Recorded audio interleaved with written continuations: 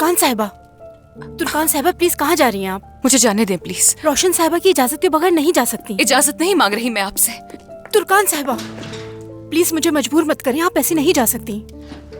देखिए, आज सुबह ही मुझे यहाँ लाया गया है। मैं कब से इंतजार कर रही हूँ। मैं बैठ कर बोर हो गई हूँ। घर जाना चाहती हूँ। जाने दीजिए मुझे। मैं आपकी बात समझ सकती हूँ, लेकिन मैं मजबूर हूँ। रोशन साहिबा आती होंगी, फिर आप उनसे पूछकर चली जाइएगा।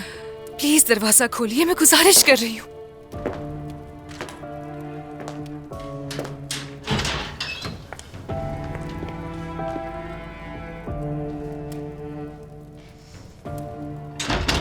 कहाँ जा रही हो तुम? हाँ तुर्कान, मैं घर जाना चाहती हूँ। अब से ये घर तुम्हारा है, कहीं नहीं जाओगी तुम यहाँ से। अब यही रहोगी मेरे साथ। मेरे पास भी एक घर है और मैं यहाँ नहीं रहना चाहती। मैं तुमसे कह रही हूँ कि अब से तुम मेरे साथ इसी घर में रहोगी और उमर भी यही रहेगा। ऐसा करके क्या मिल जाएगा आपको? आखिर इस तरह मदाखलत क्यों करेंगे हमारी जिंदगियों में? शादी बिल्कुल ठीक नहीं चल रही है तुम दोनों की। उमर कई दिन घर पर भी नहीं आता। तुम चाह कर भी अकेले ये सब कुछ ठीक नहीं कर सकती, तो इसीलिए मैंने सोचा कि हम दोनों मिलकर किसी भी तरह इस मसले को हल कर लें। रोशन साहिबा प्लीज, मैं अपने घर जाना चाहती हूँ। रोशन, अम्मी। अच्छा तो चलो इस मसले का हल हम लोग यहीं से निकालना शुरू करते हैं, ठीक है ना?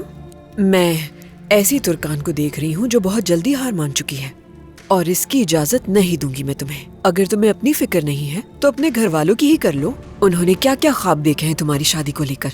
उनकी बेटी तुर्कान यहाँ के सबसे मुअज़्ज़ज़ और मशहूर खानदान की बहू बन गई है। उन्हें इस बात पर बेहद फख्र महसूस होता होगा, तो उनका सोचो जरा।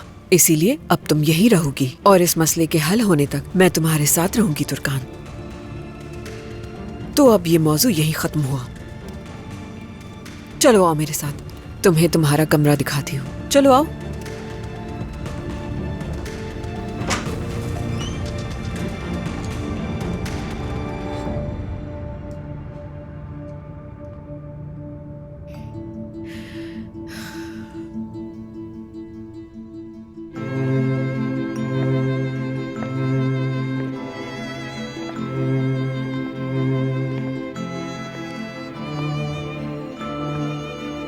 कैसा लगा?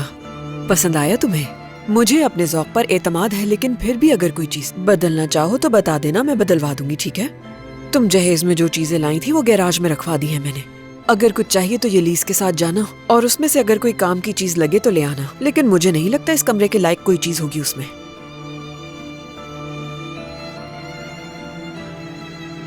नई शुरुआत हमेशा खुशी और इत्मीनान के साथ करनी चाहिए।